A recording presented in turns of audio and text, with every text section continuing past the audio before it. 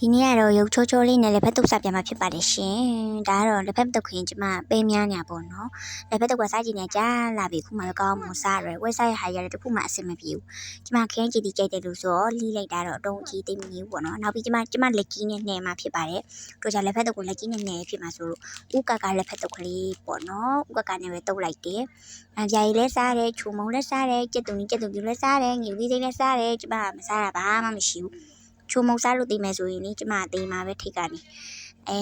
ပေးကြော်အနေနဲ့ကြောက်လဲကျမမြေပင်းဆန်လေးကြိုက်တယ်ဆိုတော့ကြတော့မြေပင်းဆန်များရဲဆိုတော့ကျမကြိုက်ပေါ့နော်တုတ်ပြီးသွားတဲ့အချိန်မှာတော့ share ပဲပေါ့နော်ကျမရဲ့လက်ဖက်တုတ်ကတကယ်အပြည့်စင်လေးနဲ့အဲ့လိုလေးစားကြပါဦးရှင်တစ်ဖက်တုတ်စားနေတော့မှပဲဟိုဘက်အိမ်ကကျမကိုတော့မုံငါဆိုလို့မုံငါပါတစ်ဆက်တက်ထက်ပြီးတော့စားလိုက်တယ်မုံငါလည်းကြည့်ကလေးပဲလေးနဲ့ပြည့်နှိမ့်နေရပဲဒါကတော့မုံငါလေးကျမစားလိုက်တာပေါ့နော်ဒါတော့နောက်ဆုံးပဲကျမရဲ့လက်ဖက်တုပ်ကလေးပြီးသွားလေးကိုပြပြပါရှင်စားကြပါဦး